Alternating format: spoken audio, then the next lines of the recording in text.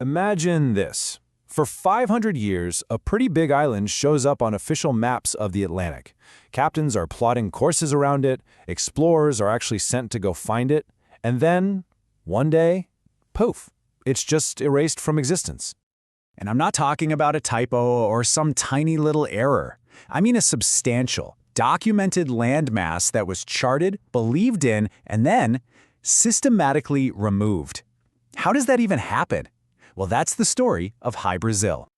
So to understand how it vanished, we first have to get our heads around just how real this place was to people for centuries. This wasn't just some fairy tale. For a very long time, it was a geographical fact. Okay, what's really wild here is the sheer persistence of this thing. Just look at this timeline. It first pops up in 1325. Now, fast forward almost 500 years, all the way to 1860. We're talking the age of steamships and photography here, and it is still on official British charts. This wasn't some fleeting mistake, it was an enduring feature of the known world. And you know, it wasn't just some random smudge on a map either. No way. It had a name, High Brazil, which comes from Celtic lore, and it had a very specific, very consistent shape, a perfect circle, cut right in half by a river. Mapmakers all across Europe drew it the exact same way for hundreds of years. That tells you they weren't just guessing. They were all copying from the same specific, detailed report. So as we get into the age of more scientific navigation, the story just gets weirder. Sailors now have better tools, they've got better ships, and they really want to confirm what's on their charts. But High Brazil, well, it proves to be a little elusive. And this just perfectly illustrates the kind of reports people were working with. I mean, this account from Captain John Nisbet in 1674, it sounds like something out of a fantasy novel, right? A magician, giant black rabbits. But this wasn't an author. He was a merchant captain. And his report was taken seriously enough that High Brazil stayed on the charts for another 200 years. So you ended up with these two totally conflicting versions of the island. On one hand, you have the legend, this magical land that only shows up once every 7 years. But on the other, you have the frustrating reality for 19th century sailors, just thick, impenetrable fog at the exact coordinates and nothing but open water. But think about it. For a captain, the possibility of a real rock hiding in that fog was a deadly risk you just couldn't ignore. So finally, in 1865, the British Admiralty pretty much had enough. They said, all right, let's settle this once and for all. They sent powerful, modern steamships to the location. They crisscrossed the whole area, dropping these heavy-sounding lines to measure the depth of the ocean floor. And their conclusion was definitive. There was no island, there was no rock, there was nothing. And so began this quiet, deliberate process of making an island vanish, not from the sea, but from the paper it was printed on.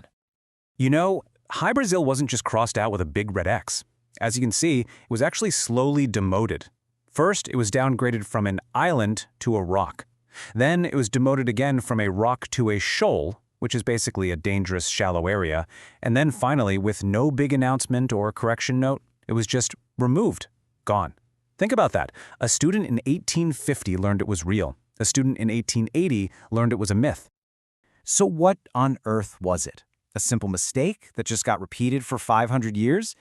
That seems unlikely. An optical illusion, something called a fata morgana? Maybe. A volcanic island that just sank without a trace? It's possible. But the most compelling theory suggests that High Brazil wasn't a mistake or a mirage. It was a memory.